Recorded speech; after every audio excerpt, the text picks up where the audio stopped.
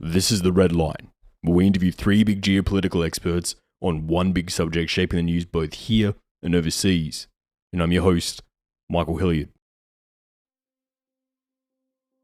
To understand Russia, you must understand the underlying theory that underpins all of Russia's strategic thinking: defense in depth. It saved Russia from Napoleon, and it saved Russia from Hitler as well. Both Napoleon and Hitler launched their invasions into Russia from the west, cutting across the plains of Europe into the very Russian heartland itself. Both invasions were launched off from central Poland, a spot only 1,200 kilometers of flat, difficult to defend territory away.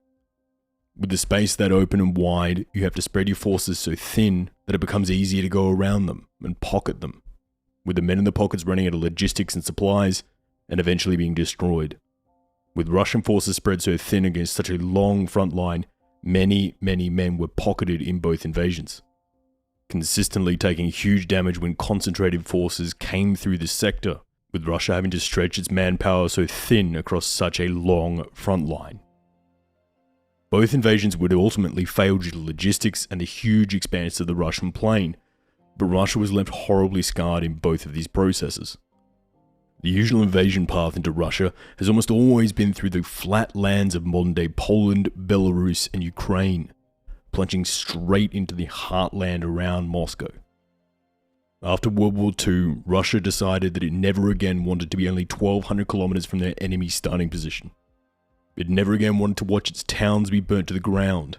It didn't want to defend the wide open plains of the Soviet border, a front around 1,600 kilometers of flat territory. So the Soviets pushed their defense perimeter up to the borders of East and West Germany, a much smaller front line to defend compared to the entire Soviet Union. They anchored themselves south of there in the mountains around Czechoslovakia, full of forts that would make any Allied invasion incredibly costly. And if we continue south, Austria was neutral and required minimal protection. Yugoslavia held the border between the communist world and Italy and modern-day Slovenia. So when it came to the Western Front, the only option in was through Germany. Even if we go to the south, the Aegean Mountains prevented any large-scale invasions from coming up through Greece into the Russian flank. It would be incredibly difficult to push through Greece into Bulgaria, so the Russian southern flank is quite secure. The only front the Allies could push through was a 400-kilometer stretch from north to south at the divide of the two Germanys, and rather than being 1,200 kilometers from Moscow, the Allies would start from 2,100 kilometers from Moscow. A theoretical battle between NATO and Russia would probably take place in Germany and Poland rather than once again destroying the west of Russia, and Russia really preferred this, going on to hold this arrangement for a long time, feeling secure. That was until the collapse of the Soviet Union. During the collapse, US President Bush Sr. promised Gorbachev, leader of the USSR at the time, he would not expand NATO any further east than Germany. Something not ideal for Russia, but it still made the front to defend quite short, as well as being many miles from the Russian heartland. As we all know now though, that deal was broken, with NATO expanding into the Baltics, Poland, Romania, Bulgaria, and many of the ex-Yugoslav countries. Russia is retreating to the original problem of trying to defend the Russian heartland, the 1,600-kilometer front of flat, ideal tank territory. But things are now even worse for Russia than they were before Hitler's invasion in World War II, with the Baltic states of Estonia, Latvia, and Lithuania joining NATO. NATO now has bombers just a short 12-minute flight from St. Petersburg, one of the core cities to the Russian Federation. None of this is ideal, but Russia has to play with the hand it's dealt. One of the main cards here being Kaliningrad, a small part of Russia on the Baltic coast, surrounded by Poland and Lithuania, which acts as one anchor point, and Belarus with its government very tied to Moscow, making up the majority of the front line between Russia and the NATO forces on the European mainland. The question mark, though, is Ukraine. Ukraine is crucial to Russian defense. With Ukraine pro-Russia or even neutral, the path into Russia is only 350 kilometers wide, stretching from the edge of Kaliningrad down the western border of Belarus and ending in the northwestern tip of Ukraine. Just 350 kilometers of flat ground, 1,000 kilometers from Moscow. It's not ideal, but it's better than nothing. But that scenario relies on Ukraine being either pro-Russia or neutral. And if Ukraine were to flip sides though and join NATO, it would be a nightmare scenario for Moscow. It would put NATO troops only 450 kilometers from Moscow, with little natural defenses to slow anybody down. The Russian borders they would have to defend would stretch from 350 kilometers to 3,200 kilometers, almost 10 times the amount of border you would have to defend, and you only have the same amount of troops still. If Ukraine were to flip, Moscow would need to stretch its troops incredibly thin all around the Ukrainian borders, rather than concentrating them in Kaliningrad and the Belarusian border. This nightmare scenario is Russia's biggest worry. The number one priority for Moscow is making sure Ukraine remains either pro-Russia or at least neutral. Because with a hostile Ukraine, Russia becomes incredibly difficult, if not near impossible, to defend. So back in 2014, when Russia watched Ukraine break into revolution and look like they were heading towards the west, Moscow panicked and invaded Ukraine to try and prevent their nightmare from coming to fruition. But what was the result of this? Was it successful? And how likely is it that that Russian nightmare scenario will come true? Well, to talk more about that, we turn to our first guest. Part 1. The Borderlands. If you go back and you look at history, the culture of Russia and Ukraine have been entangled for more than 1,000 years. And when the Soviet Union collapsed, the part of the Soviet Union that the Russians missed most was Ukraine. What's happened, though, is the Ukrainians, however, have rediscovered their own identity. They want to be an independent country, and that sets up this tension where Russia would like to pull Ukraine back into Moscow's orbit. The Russians want a sphere of influence in the post-Soviet space.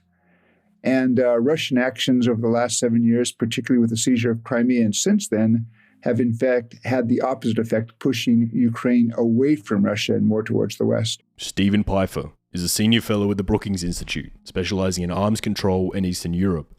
Pifer served as Deputy Assistant Secretary of State focused on US-Soviet relations. He is a former ambassador to Ukraine and special assistant to the President on the National Security Council for the Clinton administration.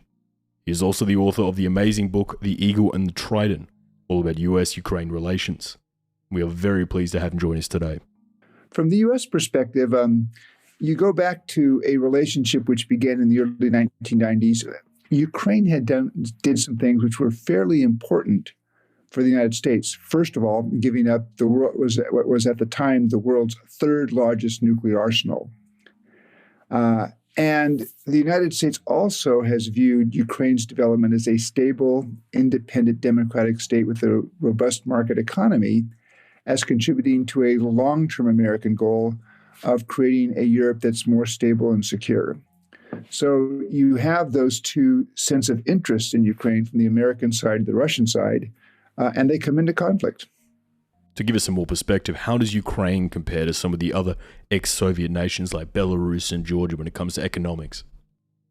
Ukraine, just on the basis of its size in terms of population, and after Russia, it's the second largest republic that emerged from the wreckage of the Soviet Union. Its economy, therefore, is fairly large size, but I think if you look at per capita income, it doesn't compare well with, say, some of the other countries in the post-Soviet space. And that's a reflection, in part, of the difficulty that Ukraine has had in really implementing the sort of economic reforms, that critical mass of reforms that's needed, including steps to combat corruption that would allow the economy to reflect its full potential. When the Soviet Union collapsed, most people looked at Ukraine and said they have all of the pieces for success, but it's underperformed compared to expectations. Something you mentioned earlier on was Ukraine's formerly large nuclear arsenal, a leftover from the Soviet era. With so many countries vying for nuclear weapons, why would Ukraine give them up so readily? Well, it's interesting, but even before the Soviet Union collapsed in 1990, there was already fairly strong anti-nuclear sentiment in Ukraine. Of course, this was just several years after the Chernobyl nuclear accident. But there were a couple of reasons. One was, I think the Ukrainians on their own concluded that they did not have the capacity to support an independent nuclear weapons complex. And there was also a lot of pressure from the United States, from Russia, from others to get Ukraine to give up that nuclear arsenal.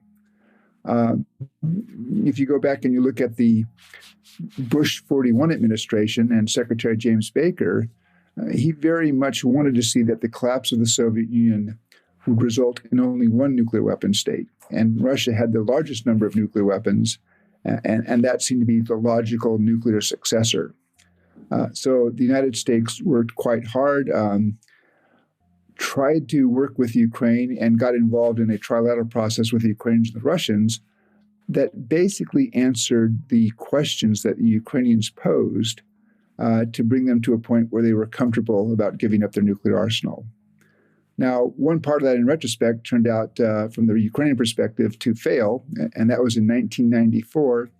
A key piece of the arrangement was what was called the Budapest Memorandum on Security Assurances, in which the United States, Russia, and Britain basically committed to respect Ukraine's sovereignty, independence, and territorial integrity, and agreed not to use or threaten to use force against Ukraine. Of course, Russia has grossly violated those commitments over the course of the last 7 years.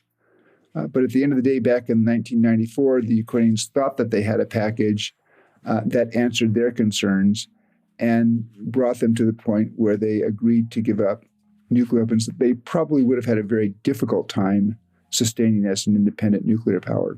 This story really kicks off in 2014 in the heart of Kiev, the capital of Ukraine, with a national revolution breaking out in February.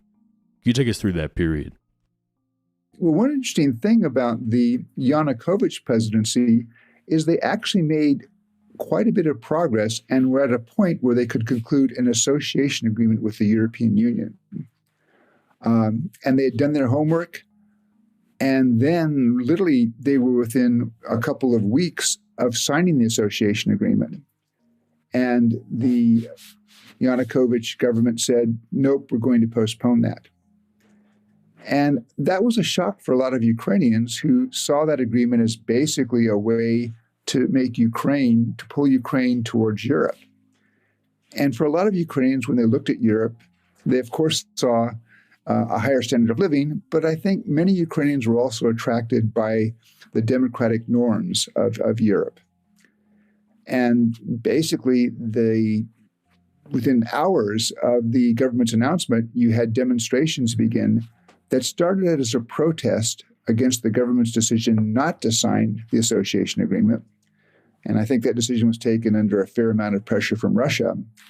And then over the succeeding weeks and months, it really morphed into a broader protest against the corruption of the Yanukovych government. And then, of course, culminated in the clashes in February of 2014 that led Yanukovych to flee the country. The Maidan revolutions caused a lot of things to change on the ground. To the west, it showed how chaotic Ukraine could be, weakening the chances of EU membership. To Russia, it showed how tenuous the grip on Ukraine had become. And at this point, Ukraine still controlled access into the Crimea, the home of the Russian Black Sea Fleet. And propaganda began to run riot, with rumours flying around that the new Ukrainian government was going to come into power, round up the Russian population, and put them in camps. Do you think this sparked the separatism we would later see down the track? Well, I think it was also clearly encouraged by Russia. I mean, and it was interesting. Probably the last poll that I would trust that was taken in eastern Ukraine, because I don't think you can get good polling now in the occupied parts of Donbas. But it was conducted in April of 2014.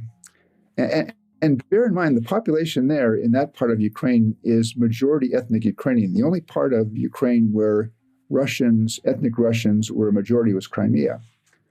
But the poll showed that the population there, they were not comfortable with what had happened in the Maidan Revolution. They were not inclined to accept the legitimacy of the acting president and the acting prime minister who had been appointed by the Rada, that's Ukraine's parliament, after Yanukovych fled. Although they did agree with the legitimacy of the parliament. But despite all of that, it still showed that the large book, 70 to 75%, wanted to remain in Ukraine. There wasn't this large separatist movement. But I think there was an effort by certain forces, some within Ukraine, but also aided and abetted by Russia, to try to raise concern and, in fact, promote some kind of separatism. President Putin worried about the incoming Ukrainian government led by Petro Poroshenko and decided it was incredibly important to secure the crucial port of Sevastopol in Crimea, as Russia would not have anywhere else in the Black Sea suitable to base a naval fleet of that size. So the Russians invaded and captured the whole Crimean peninsula, the tactics for which we'll go through more with our second guest. What I want to know though is why Russia would choose this moment. Were they just taking advantage of the chaos from the rest of Ukraine? Were they worried that Ukraine may fall to a different government?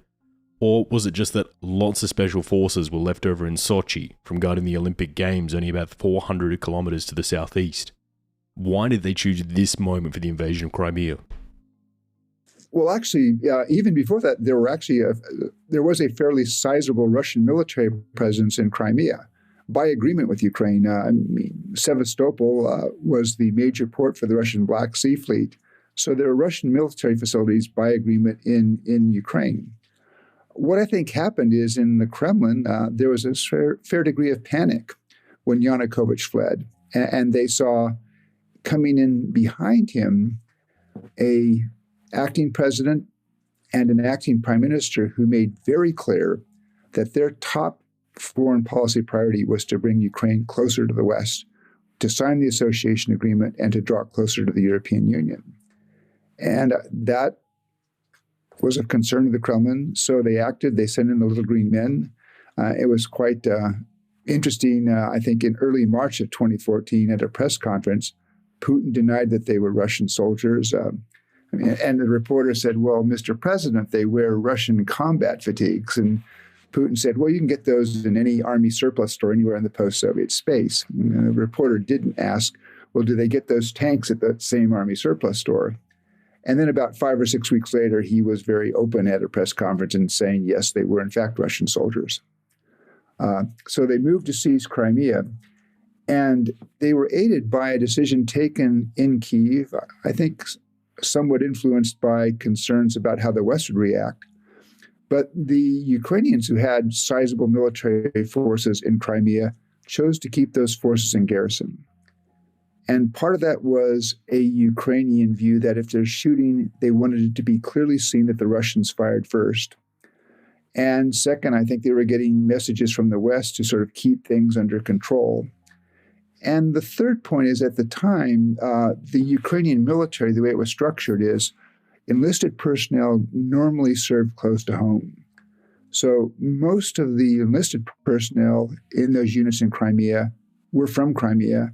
And my guess is that some Ukrainian commanders were not sure how confident they could be in how their troops would react. So basically, the Ukrainians did not oppose the Russian takeover. And we're going to talk a little bit more about that with the next guest. But now that the dust has settled over the Crimean fighting, and Russia has de facto control over the entire Crimean peninsula. However, the West has imposed sanctions in response to this, and Russia has undergone heavy condemnation from the international community. From a Russian perspective, was Crimea worth all of this? Well, I think that actually the heavier sanctions really were not imposed until several months later, after the Russians provoked the conflict in eastern Ukraine, in Donbas. I do believe that the sanctions have had a serious impact on Russia. They downplay it, but they never miss a chance to call for the sanctions to be removed. And although the sanctions have not achieved their goal, which is one, to get the Russians to end the conflict in Donbas, withdraw, and allow Ukraine to restore sovereignty over Donbas, and they haven't forced the Russians to leave Crimea, they may have served a role in deterring further Russian actions. So, for example, in 2015, there was considerable concern that there might be a Russian proxy force offensive aimed at Mariupol, which is part of Donbas, but had not been occupied. But it was the major port on the Sea of Azov. And there was, I think, some calculation that the prospect of further Western sanctions may have helped dissuade the Russians from taking that action, along with the fact that the Ukrainians did a lot to fortify the city, so it would have been a very expensive battle for the Russians. So the sanctions haven't achieved their goals in getting the Russians to do certain things, but I do believe that they figure in the calculations in Moscow and may help deter the Russians from doing something more. After Crimea, the situation flared up even further, with separatist movements based in the east of Ukraine taking weapons and forming two breakaway republics. The Luhansk People's Republic, based around the city of Luhansk in the very east of Ukraine, and the Donetsk People's Republic, just south of Luhansk, based in the city of Donetsk. These two forces were supplied with Russian men and equipment and quickly took over the majority of their respective oblasts, or regions, proclaiming to be separate republics. Once again, we'll go through more of the tactics on this with our second guest, but for now, what was the difference between these two breakaway republics? Why not just make one larger republic? Well, I think it goes back to the mask that the Russians tried to put on this, that these were separatist movements in Donbas and in Luhansk. But in fact, the record's pretty clear that the Russians provided leadership, they provided funds, they provided heavy weapons, they provided ammunition, and in several cases, they provided regular units of the Russian army to fight in occupied Donbas. So the way you have this dual structure really goes back to an attempt by the Russians to portray what I would regard as pretty much a Russian invasion, sort of use of Russian proxy forces, as something that was a separatist action and does not involve Russia. And the front lines became even more complicated at this point. On the Ukrainian side of the lines were local militias, the Ukrainian army, as well as specialized battalions like the openly far-right Azov battalion. On the separatist side were the local separatists, the Russian army, as well as Wagner mercenaries. Why structure the front lines like this with this hodgepodge of random battalions and troops? Well, on the Ukrainian side, you did have a number of these independent brigades like the Azov Battalion, and a lot of those groups, though, have either been disbanded or incorporated into the regular Ukrainian military, which is a good thing. So on the Ukrainian side, you now have a relatively unified military structure. On the other side of the line, my understanding is that the command structure it really is provided by the Russian military. And then you have a mix of people. You have, again, some who are from Ukraine. You have a number of other fighters that came in from Russia. And from time to time, when necessary, you have regular Russian soldiers come in.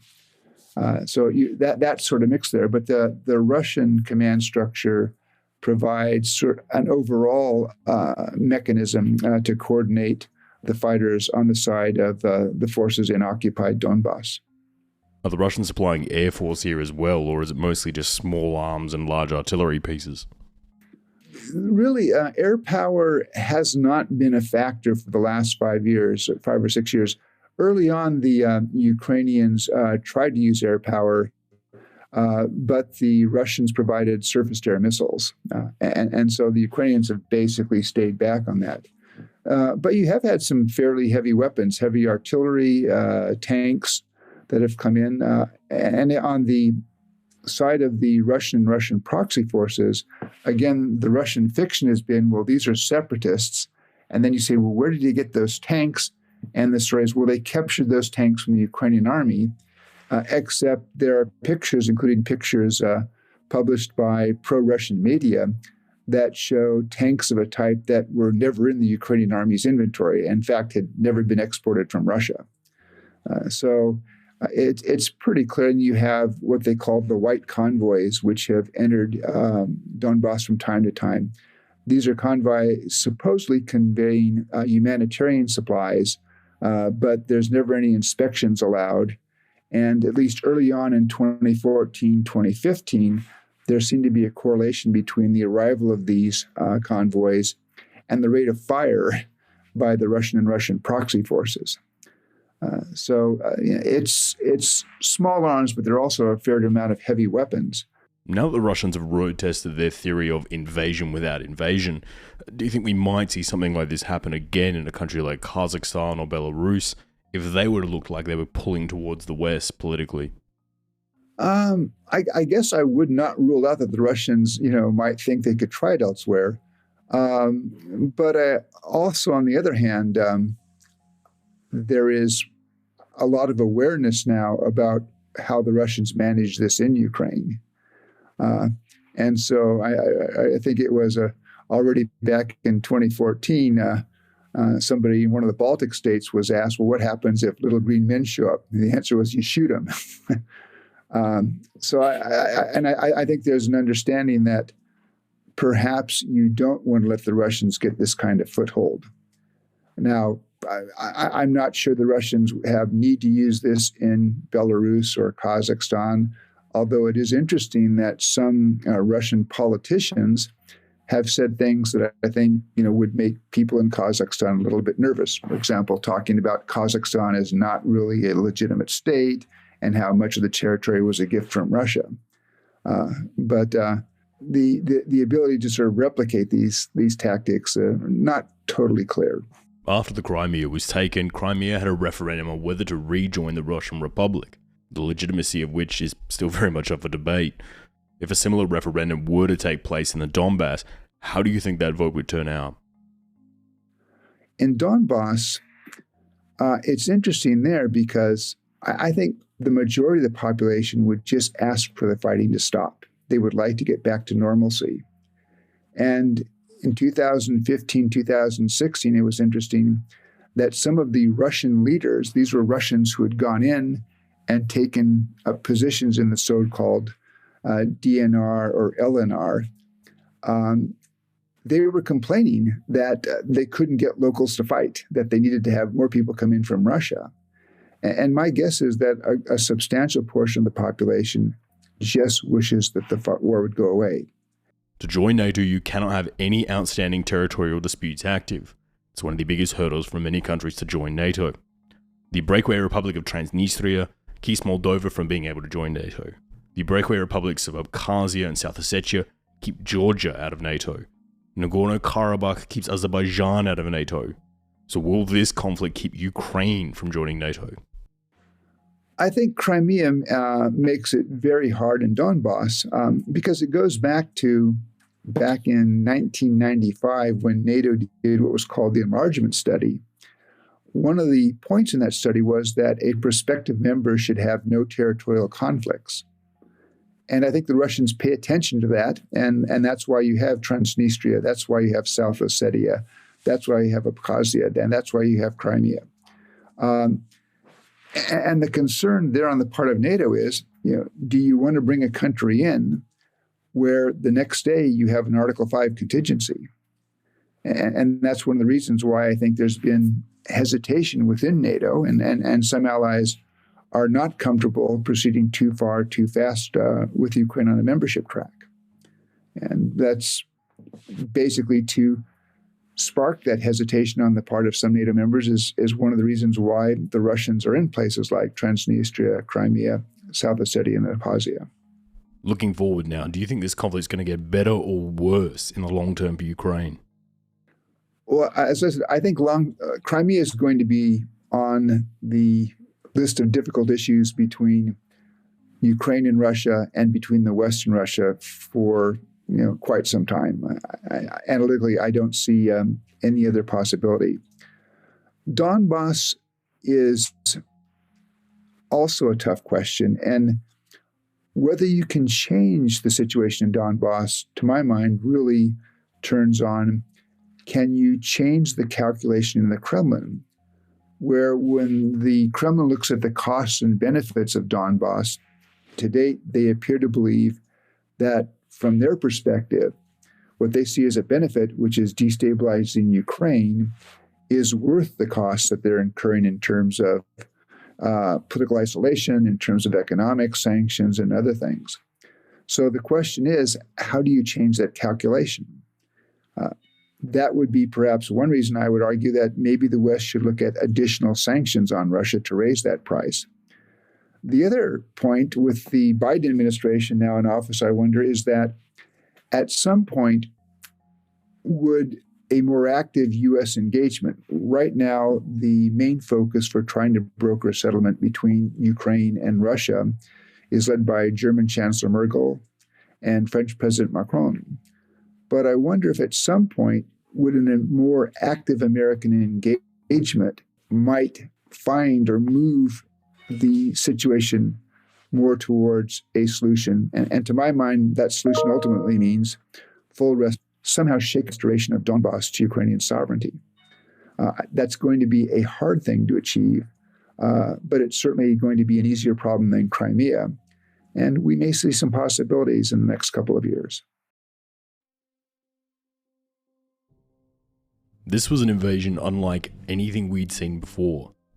It was Russian troops, Russian equipment, Russian tactics, but no Russian flags, no declaration of war. Just little green men capturing the territory. These men were more than happy to be filmed, but wouldn't say a word. The world watched it take place live, and there was little we could do about it. Is this the new modern warfare? Could this be the tactic that Russia uses again? And how did Russia even achieve this? What lies next for these two regions? Well, for that, we turn to our next guest. Part 2. War without war. Well, Russia, after the dissolution of the Soviet Union, embarked on a course on kind of regaining the empire, trying to bring as many of the breakaway states back into the Russian orbit, which means control. And Ukraine, of course, is the biggest chunk. It's the biggest post-Soviet state apart from Russia, almost 4 times the population size of Belarus. So whether that endeavor succeeds or not pretty much depends on whether Ukraine will come back to the Russian orbit or not. There's a lot of emotional, historical attachment to Kiev and to Crimea. And of course, the intellectual, technological, and military resources of the country, its industrial sector, its skilled labor force are sort of significant. So from the Russian point of view, it was, after 1991, the kind of prime bounty that was out there. Gustav Gressel is a senior policy fellow for the European Council on Foreign Affairs, specializing in Ukraine and the Eastern Bloc. Gustav has been working in the region for a long time now as an expert on Russian security and defense policy. He joins us today. There is strategic benefit as well, although I would say that the emotional side clearly outweighs the strategic side. So, of course, Crimea cuts the Black Sea in half, and it greatly strengthens Russia's military position in the southern perimeter, and it increases the pressure points towards Ukraine and it is a port of departure for the Black Sea fleet also towards the Mediterranean. Say that it sort of whether Crimea is really useful on a wider scale depends on the Russian-Turkish relation, whether Turkey is a kind of permissive actor or not. And it is also vulnerable to attack on the other hand. So if the peninsula itself, now they have a bridge, but it's quite cut off from the Russian mainland. The Black Sea fleet had to be rebuilt because it was inevitably weak. So the emotional and domestic effect of sort of regaining historical, or what Russia perceives as historical ground, an important historical ground in its own history, is, to my point of view, far outweighs the strategic, economic, geoeconomic benefit by far. The troops that took over Crimea weren't wearing Russian flags in their uniforms. They were just little green men, well armed and looking to overthrow the local Ukrainian government. How did Russia get away with doing this without declaring war? Well, the sort of unofficial part of the Crimea expedition was rather short. So you had the beginning of the incursion, 27th of February, and then the rapid build-up. And it was pretty obvious to any military expert that these were regular Russian soldiers, and basically in March you had the acknowledgement of that after the referendum, and Putin decorating Russian armed forces personnel for taking part in the military operation. So this kind of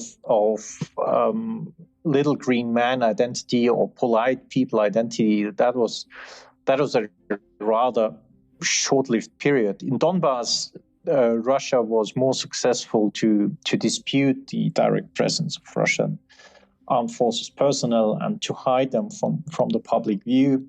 That also because the nature of war in the Donbas was fairly different than the rather swift campaign on Crimea.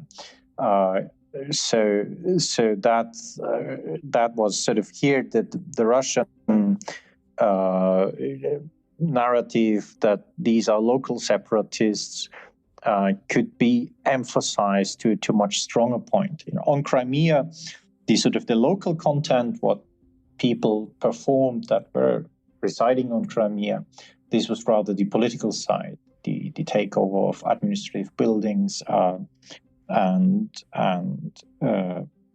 occupation of important junctions, and they were very quickly relieved by regular Russian armed forces personnel.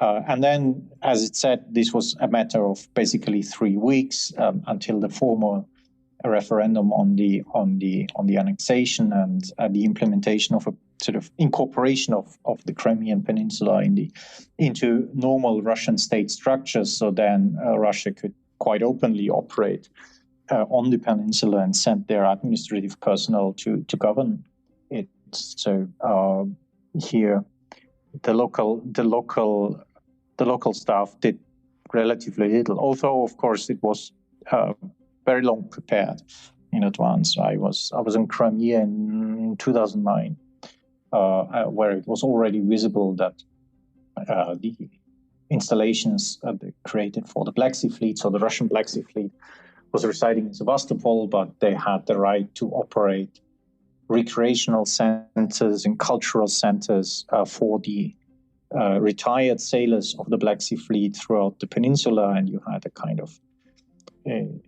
in every major village or town you had a Russian library or something like that, which at the time was a magnet not for retired sailors but rather for young sportive men with shaved heads. So one could have an educated guess what the fuss was about.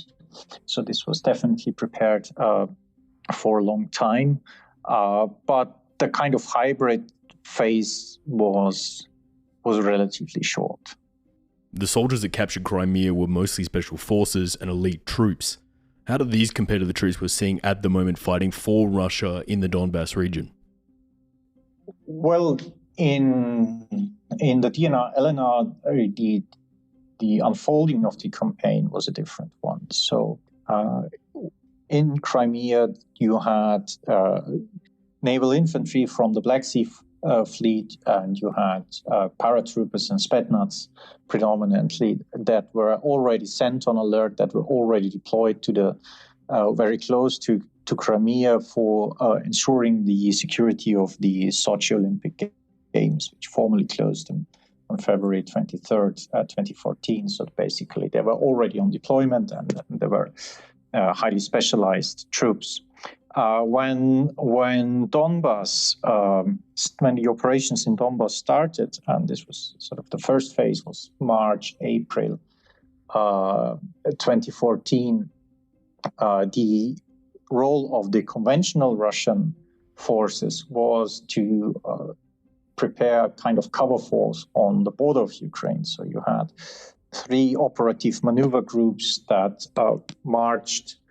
One was towards the Ukrainian border, one was close to the border with Belarus that was directed towards Kiev. You had one group south of Voronezh that was directed towards Kharkiv, and you had one in Rostov-on-Don, which was obviously directed towards the Donbas, and you had the reinforcement of the Crimea contingent. And they basically safeguarded that the Ukraine military, or what was left of it, or Ukrainian army, was in a very dire state and had very little troops that were actually combat ready and deployable, would not go to areas east of the Dnieper River for the fear of a conventional Russian invasion that then would leave the capital Kiev unprotected. So they were all moved into defensive positions around Kiev and on the west bank of the river. That was the main role of the conventional Russian armed forces. The instigation of separatist movements, this was done by GRU operative personnel. So the army's intelligence service, they also had prepared for quite a long time, had amended contacts predominantly to organized crime groups in the larger Donbas cities, and they recruited them for tasks of taking over government buildings and sort of staging mini coups, declaring themselves independent. They were basically football hooligans and thugs that had very little experience in governance itself, or were hard to manage. They were reinforced and armed by very few Spetsnaz operative personnel. So for example, in Slavyansk, one of the cities that was taken over relatively early in April 2014, according to Ukrainian sources on the ground, there was a dozen of Spetsnaz soldiers that was sent to Slavyansk. They augmented themselves by basically entering the prison and giving the inmates guns and say, well, and a badge, and say, well, you are the authority now, you are the law, as long as you work for us. And which of course created a very special security situation in the city on its own, but that's another chapter. So this was very patchworky and very confusing time. There was no elaborated political leadership in the Donbas at the time. There were no real administrative structures. The local police usually didn't know what to do because of the downfall of the previous government. Lines of communications were somehow patchy. Also, the ministers of interior troops, for their role in clamping down the Maidan in Kiev, were disbanded to a large degree. So there were not many forces available to do something about it. The Ukrainian army was, as I said, rather to the west.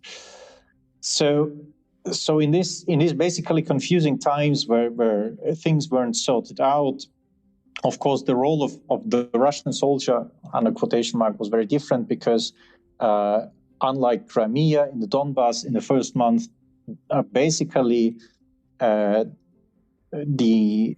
Russian operations relied on local forces and on volunteers brought in from Russia. So there was a recruitment campaign in major Russian cities, and as the Crimea euphoria has swept the country, people signed up for voluntary service to support their so-called compatriots.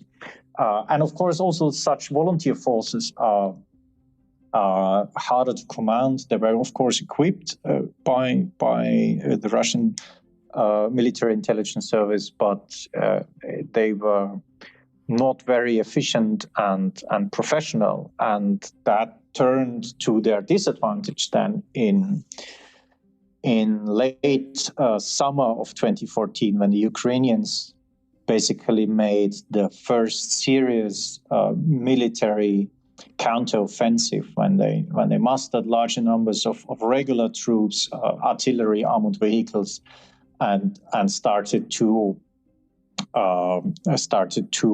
counterattack in the Donbas. And the Ukrainian operative plan back then was to come from the south, sort of go along the coast of the Azov Sea,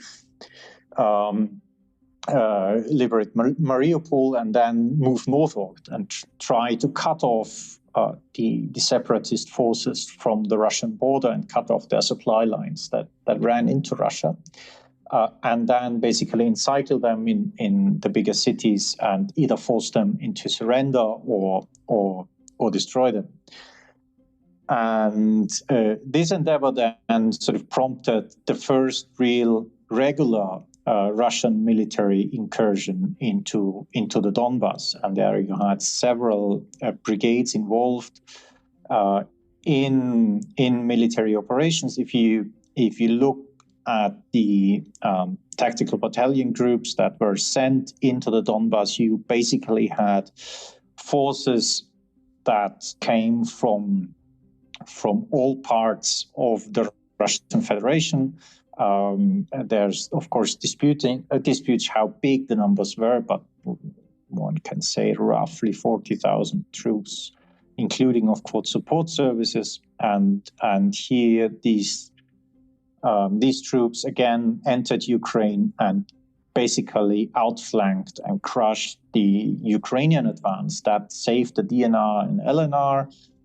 That gave a severe blow to Ukrainian morale because that, of course, the easiest victim for the Russian side were the light infantry voluntary formations the Ukrainians had set up at the time. The Russians had information superiority because they could read the Ukrainian military communication, as well as, of course, the commercial communication devices that the voluntary battalions used, and so they were kind of an open book that the Russians could adjust their operations according to what the Ukrainians were doing, and the personnel here, I mean, that you had basically the Russian army quite across the lines. You not only had Spetsnaz and paratroopers, you also saw quite heavy engagement of traditional armored artillery, rocket artillery troops. In terms of ground warfare, the Russian army there performed fairly well. They accomplished their missions. They expanded the territories or consolidated the territories that were under so-called rebel control, and they basically by New Year's, Christmas, they were basically sent home for rotated back, and new troops were rotated into the Donbas to resume offensive duties in February 2015, which then culminated in the Battle of Debaltseve that led to the Minsk II agreement. If the Russians were so well armed and had the momentum in their favor, why would they stop at the Donetsk region? Why not push all the way over the flat plains into the middle of Ukraine and grab a nice defensive position on the east bank of the Dnieper River? Why stop at Donetsk? That is a good question. If we look into the force posture of the April-March 2014 military buildup on the borders of Ukraine, we can see a very heavy deployment of troops of the Ministry of Interior and FSB troops, border guard services, etc. And that gave a clear indication that these troops were meant, if activated, to set up an occupying force. So if I run through operational units from three different divisions of the Russian Ministry of Interior, from the Special Dzerzhinsky Special Operations Division, Special Proposed Brigades, and you had them assigned to each of the operational maneuver groups. So an operational maneuver group in the Russian sentence is about a corps. In Western terms, at the time, each of them was set up by sort of patchwork brigades, roughly 3 patchwork brigades, and they had a very heavy component of Ministry of Interior troops that were associated to them.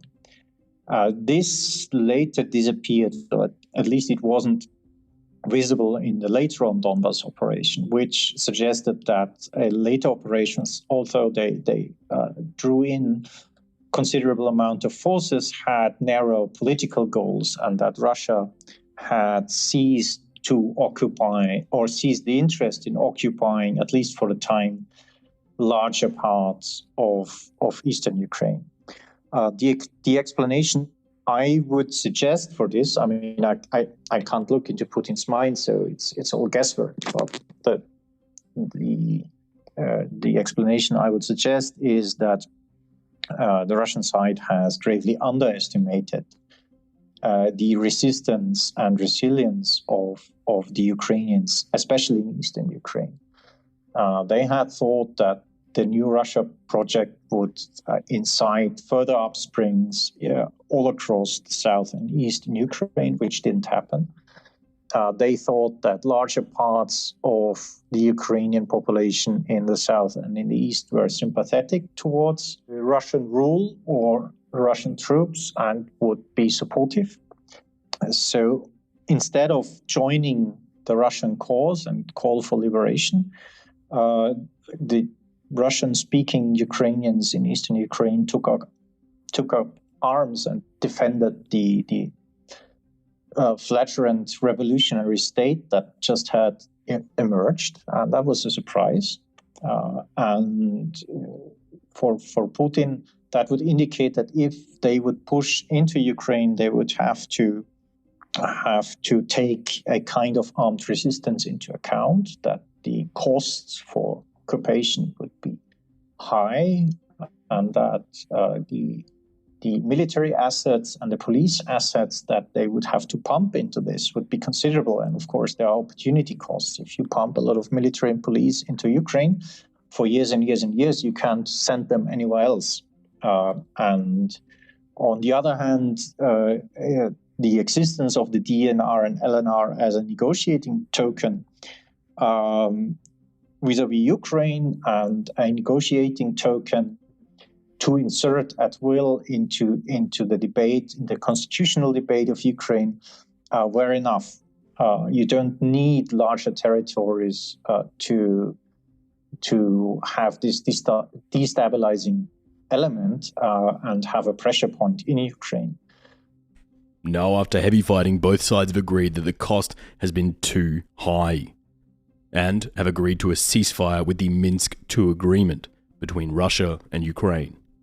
What does this mean for the conflict? Do you think this is a real ceasefire or just a pause in the fighting for a little bit? Well, the Ukrainian army at the time was in a very bad state, so morale was broken. To not pull out of the Baltsev early on was a political decision by the then President Poroshenko, backed by his general staff. The field commanders urgently called for withdrawing the Ukrainian troops before they're being incited. The fact that Kiev stayed with the political line on the back of troops in the fields didn't really boost morale, and there was a sort of Ukrainians have basically lost one of their best armored brigades in the wake of the battle. So this was not completely lost, but it was shattered as a working military formation. So they were at the dark point, and they needed a ceasefire, almost under any condition. And here, this is a sort of a common misperception on the negotiations in Minsk. Poroshenko was actually willing to go further than Minsk II was, and it particularly took Merkel's effort time and again to not make this deal worse than it came. On the Russian side, there was the calculation. So, how much do we need? Will a Minsk agreement that sort of presents as a foot at the table of Ukrainian constitutional law, and that will insert, if reintegrated, a staunchly controlled element into the Ukrainian political system be enough, or if we want to go for more, what do we have to invest more in terms of military resources, money, special operations, etc.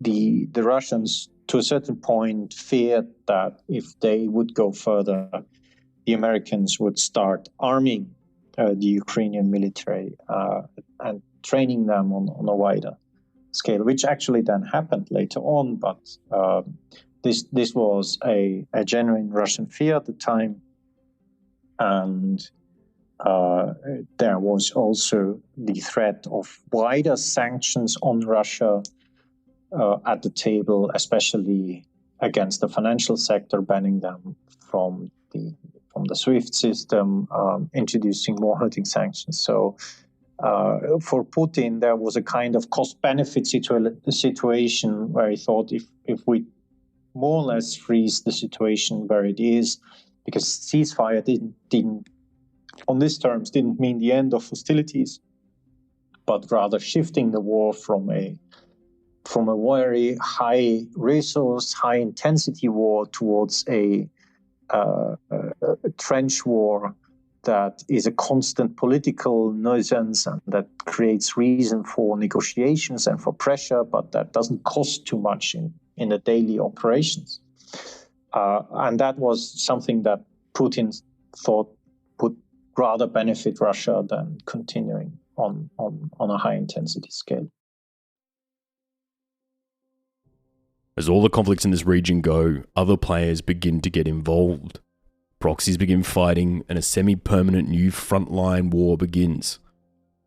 The Russians secured their first 2 goals in Ukraine.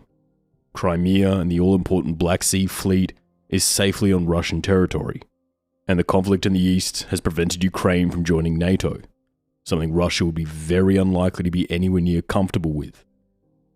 But was this just round 1? Will the US seek to change the balance? Will Ukraine make a big push to finally break the Donetsk republics? And what will Russia be willing to do to hold on to its gains? Well, for all of that, we turn to our third guest. Part 3. Going East? Well, again, there are 2 different ways of looking at it. There's the internal situation in Ukraine, and then there is the Ukrainian relationship with Russia. The relationship with Russia has remained pretty much the same since the outbreak of the conflict in 2014. Russia, as you know, annexed Crimea at that time. It supported rebels in eastern Ukraine who have occupied the Donbas region and declared their autonomy or seeking independence from Ukraine. The 2 sides reached the Minsk Accords in September and then redid them in February of 2015, which lay out a process for the resolution of the conflict in Donbas, which eventually allows for the reintegration of the Donbas region into Ukraine, but with a certain level of autonomy that would give Russia levers over the internal situation and, more importantly, the geopolitical orientation of Ukraine. Thomas Graham is a senior advisor at Kissinger Associates, a distinguished fellow at the Council of Foreign Affairs, and the co-founder of the Russian, Eastern European and Eurasian Studies program at Yale University. Tom was also special assistant to the president and senior director for Russia on the National Security Council during the Bush administration. He joins us today.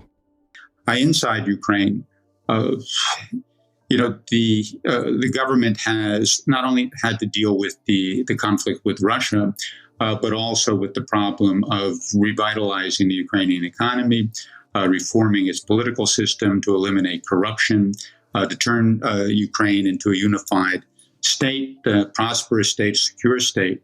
And it has looked to the West, Europe, and particularly the United States, to provide the type of international support that it needs in order to both conduct the necessary internal reforms and also deal with the Russia challenge. Internally, a new president was elected a little less than a year ago, promised a lot of the necessary reforms. He's gotten bogged down over the past year, and there's been very little change in the fundamental characteristics of the Ukrainian political system. And so that's a problem for both maintaining support in the West and also in dealing with Russia going forward.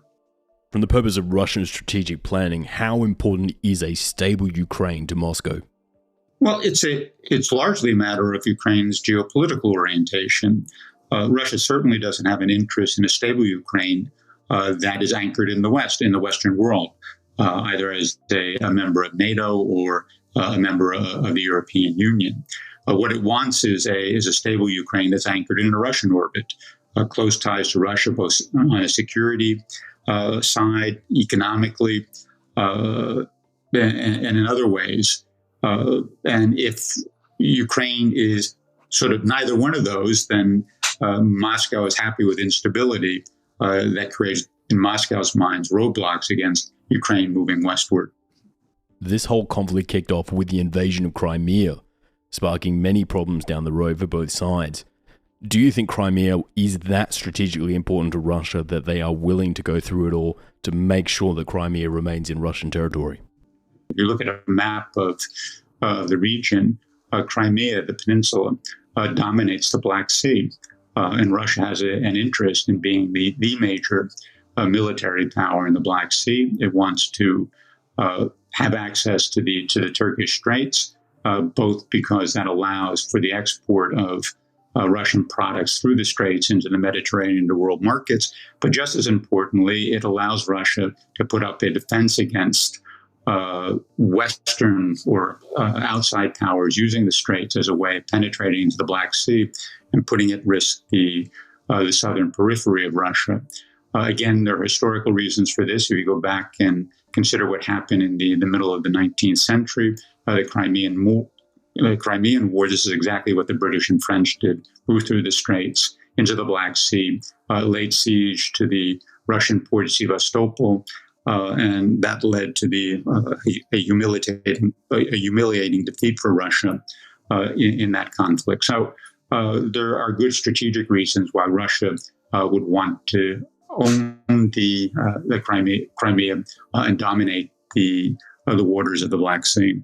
If you look at a map of Crimea, it kind of looks like the shape of a diamond, with the eastern corner having an extra attachment that juts out into the ocean. Before the war, there were only two ways into the Crimean peninsula. You could come in from the north of the peninsula, which connected the top of the diamond shape to the Ukrainian heartland, by a tiny 5-kilometer wide corridor with ocean on both sides. It was just two small roads that were the only way in and out of the Crimean peninsula. But once the war had kicked off, Russia lost access to transport men and equipment through these corridors, as they weren't allowed to travel through the Ukrainian heartland. Ukraine had shut the border. For a while there, Russia went to the backup plan, ferrying men and equipment into the peninsula from the southern parts of Russia, across 2 kilometers of sea to the Crimean city of Kerch on the eastern part of the diamond.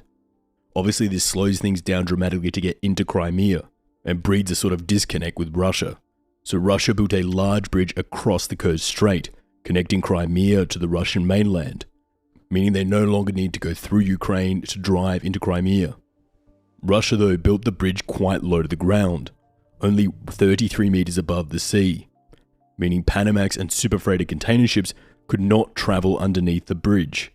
The results of which meant the eastern Ukrainian ports of Mariupol and Berdyansk are no longer accessible by these super containers.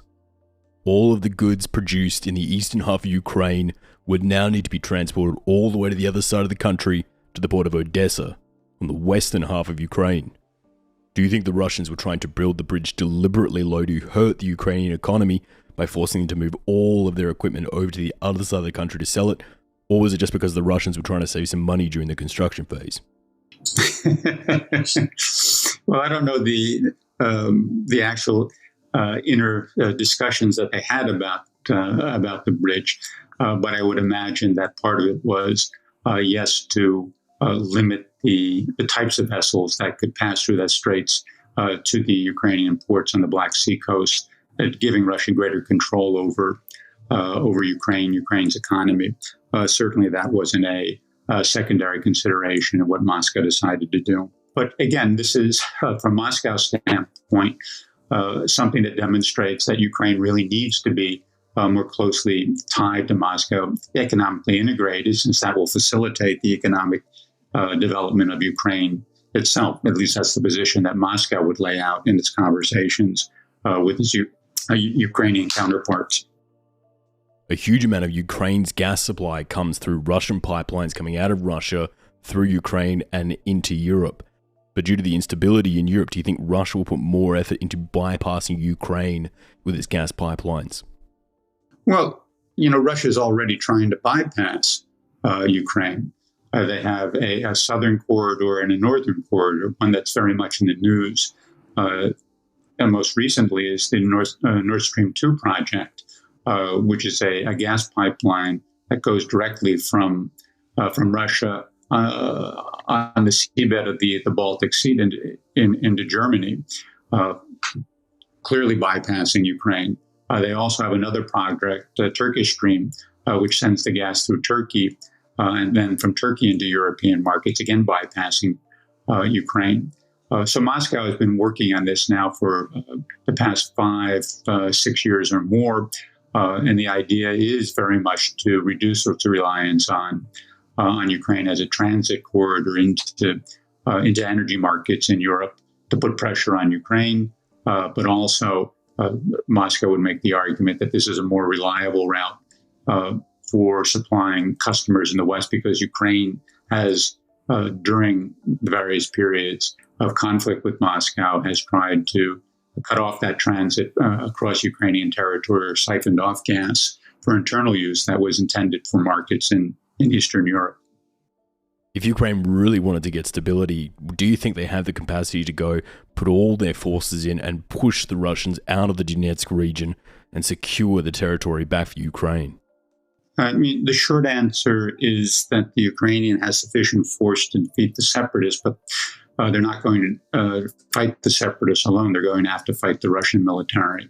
And in that contest, Ukraine, to put it quite bluntly, has no chance at all. In fact, this is what happened back in 2014, in the initial stages of the conflict in the East. The separatists got off to a very good start because the Ukrainians were disorganized. But in several months, the Ukrainians managed to organize a military and launch a counter-offensive against the separatists, and that put the separatists on the verge of defeat. At that point, the Russian intervened directly. Now, they still deny that they did that, but I think the evidence is quite clear that Russia sent in its own military forces. That pushed back the Ukrainian offensive, saved the separatists, and has led to the situation we have at this point. So the Ukrainians always have to calculate on the military side that they're not going to be dealing solely with the separatists. Ultimately, they're going to be dealing with the military might of Russia. And in that contest, Ukraine's chances are very, very slim. Well, what about the other way around? Does Russia have the appetite or capacity to push out from Donetsk and take all of East Ukraine, anchoring themselves very heavily on the eastern bank of the Dnieper River? Does Russia have the capacity to do that? There are complications with moving more deeply into Ukraine. First, and probably most important, would weigh most heavily on the minds of Russia's military strategists, is the fact that the Ukrainians would resist. There's a great deal of loyalty in other parts of Ukraine to the idea of Ukraine as an independent state, hostility towards the Russians. And if they moved across Ukraine, they would meet this resistance. Now, this creates problems for them for the Russians domestically as well, because for the longest time, the Russians have been arguing that the Ukrainians and Russians, they're brothers. We've been united in one country for many, many decades, indeed centuries. Historically, they're brother Slavs, but Russians then having to kill Ukrainians would send a diametrically opposed view and how that would play domestically is quite uncertain. So Moscow is concerned about that as well.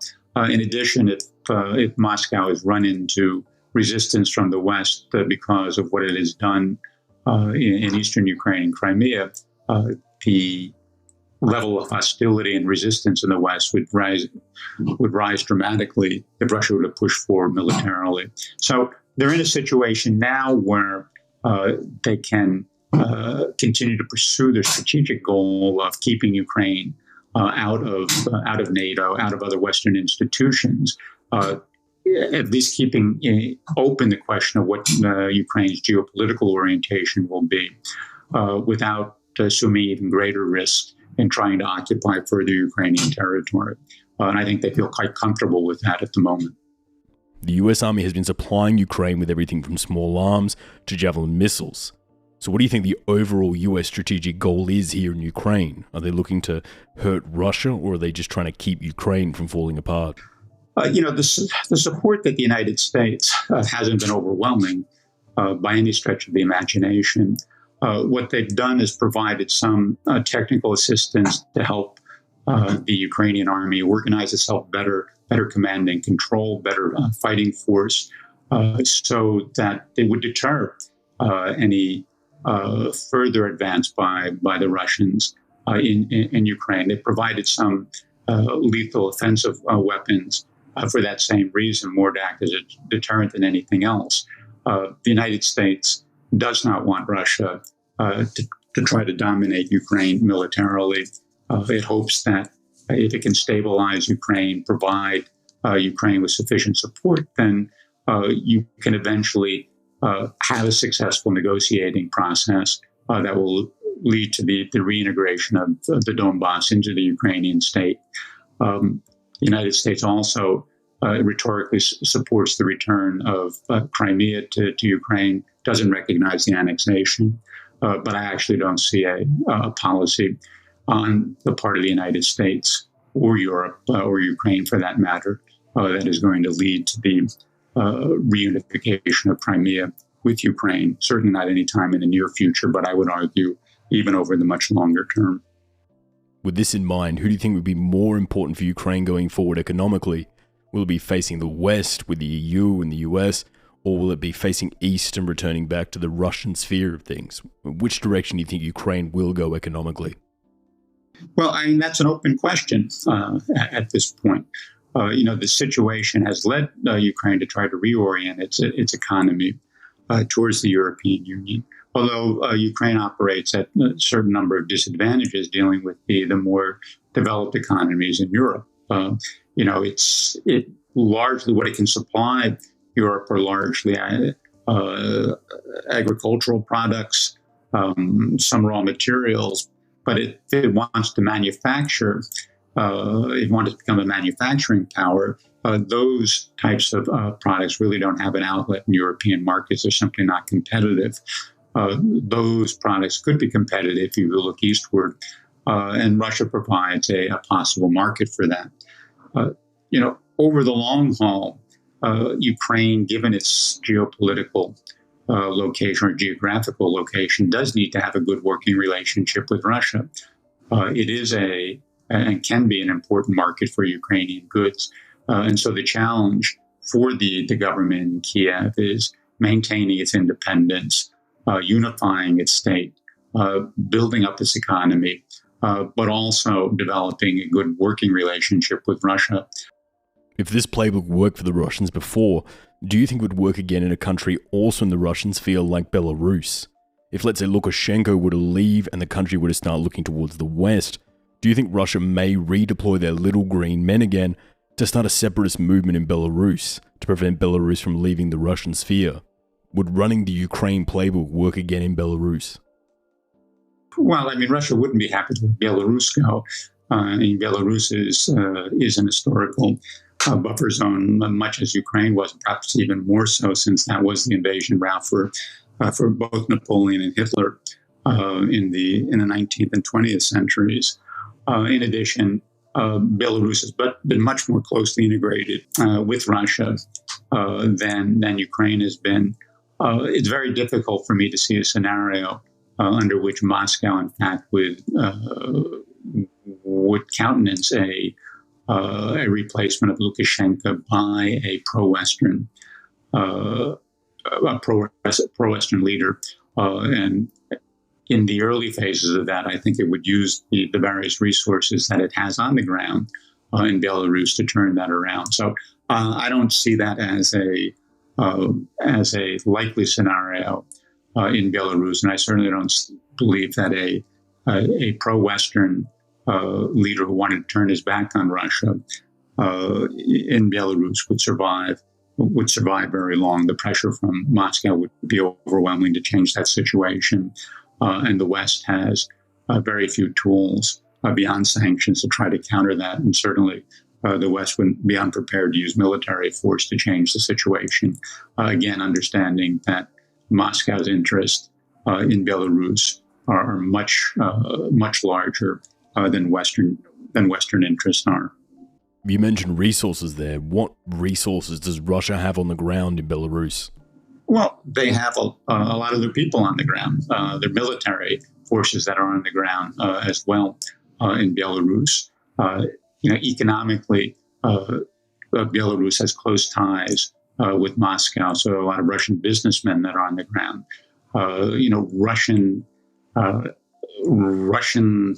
Russians or people loyal to Russia or friendly to Russia sort of dominate the special services in Belarus as well as the military. So there are a number of levers that Moscow could pull in order to prevent the scenario of a sort of Western lurch by Belarus. In fact, that's what's happening today. One of the reasons that Lukashenko stays in power is because of the support he has within the special services, within the government apparatus, and all of those elements of the Belarusian state have very close ties with the Russian counterparts.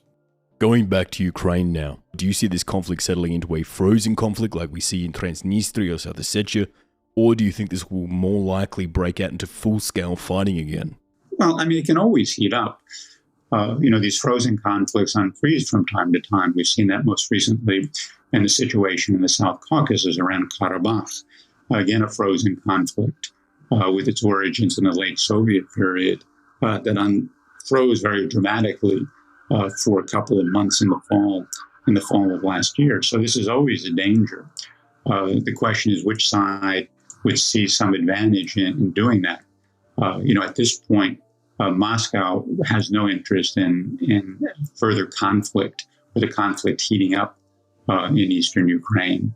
The Ukrainians may still want to reintegrate the Donbas, might want to seek the return of Crimea, but they clearly don't have the military wherewithal to do that on their own. Europe and the United States are not going to back an effort to return the Donbas or Crimea to Ukrainian sovereignty through the use of military force.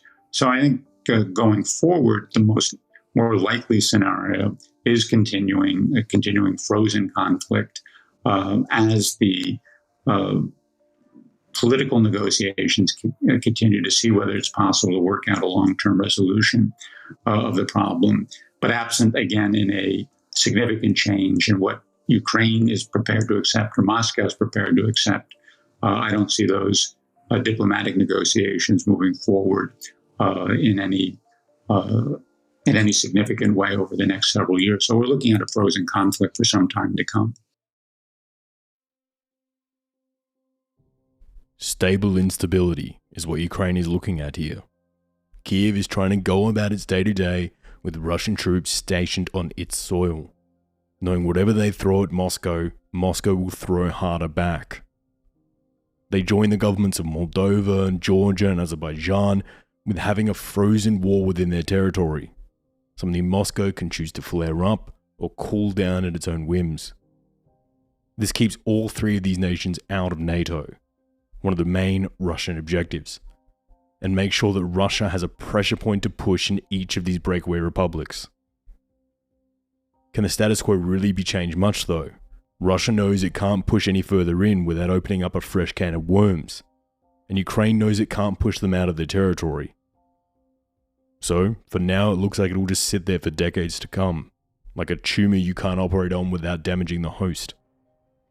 All this means Russia gives to keep its shorter defensive line, the 350 kilometers stretching from Kaliningrad to the northwest corner of Ukraine. Another added benefit to Moscow with this is Belarus seeing exactly what happened to Ukraine when they stepped out of line, making them more nervous than ever, knowing that at any time the little green men could make an appearance in Belarus if it were to go against Moscow's wishes. I don't know if I would say Russia is the winner here, but I would say the average person in Ukraine is definitely losing out from this. Thank you so much for tuning into the program this week. This one was a really interesting one for me, having spent a good chunk of time myself in both Ukraine and Russia. If you want to follow the show, you can find us on Twitter, Facebook, Discord, Instagram, and Reddit on the handle @TheRedLinePod. Or you can follow me on Twitter on the handle @MikeHelliottOz. Oz is in Australia. Once again, this episode was suggested to me by one of our amazing Patreon subscribers.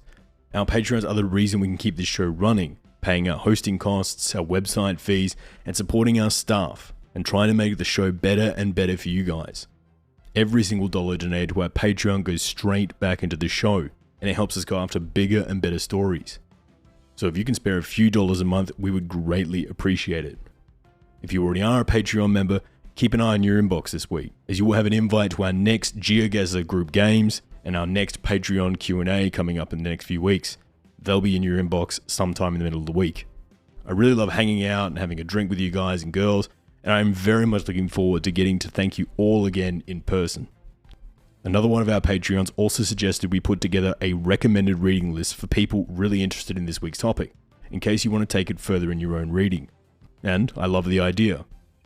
So I recommend you go check out these 3 books if you want to get an even deeper understanding of this conflict as it sits on the ground here in Ukraine.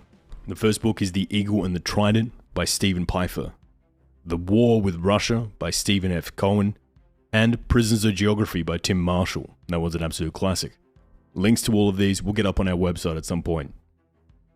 I want to thank our amazing guest this week. Stephen Pifer is probably the most qualified man in the entire world to talk about this subject. His knowledge on Ukraine is phenomenal, to say the least. We were thrilled to have him on the show, and we can't wait to have him back at some point. If you want to follow his amazing work, you can find him on Twitter at the handle @Stephen_Pifer. Gustav Gressel is putting out amazing paper after amazing paper on this subject, and having spent so much time on the ground there, he is more than an expert when it comes to Ukraine and its relationship with Russia. He was an absolute pleasure to work with on this piece, and we are looking forward to having him back soon. You can find Gustav on Twitter on the handle Gressel Gustav. Thomas Graham was another person I highly respect in this field. He too has been on the pointy end of the US-Russia relations for decades now, and has been in the room when many of the decisions we see today were actually made. Thomas was a fantastic guest, and he'll have a book coming out on the history of US-Russia relations in about a few months. We'll be sure to post about it on our social medias when that one drops. As always, I have to thank the lovely Mark Spencer, who does the chapter titles for each episode. Mark continues to be a huge name in podcasting here in Australia, going from strength to strength, and we really are incredibly lucky to have Mark on the Red Line team. I recommend you go check out even just a fraction of his amazing work that he's putting out on his network Climactic, an entire network focused on climate change. The details of which you can find on Twitter on the handle @ClimacticShow. If you go to our website www.theredlinepodcast.com, things are starting to look way better now, with cool maps, summaries, episodes, and functionality. And the person to thank for that is the amazing Owen Swift. Owen joined the team a little while back and has been absolutely amazing to work with. I'll be posting some of Owen's fantastic articles and pieces later on this week, but if you want to get in first, I suggest you go follow him on Twitter at the handle Owen A. Swift. The reason we're able to make this show sound so crisp is thanks to the fantastic audio cleaning from Joe Hawthorne. Joe is the best out there when it comes to bringing audio to life and removing all the background noise and fuzz. If you are happy with the quality of this audio, you can thank Joe for that one. And if you want to thank him personally, you can find him on Twitter with the handle @JoeHawthorne77. The last thanks goes out to you for listening to the program. I get a number of messages and emails each week from you guys, and every single one I am incredibly thankful for. The support you guys give here at the show makes all the difference and is the reason this show is able to get off the ground. And if I can do anything to repay you guys, I am always there to help. If you want to reach out, grab a beer, or even chat more about an episode, I am only an email away. We will be back in another fortnight with another international episode. But until then, thank you and good night. The views and opinions expressed in this episode are solely those of Michael, our guests, and the Redline podcast. They do not represent any government or organization and are solely our own. For more information, please visit theredlinepodcast.com.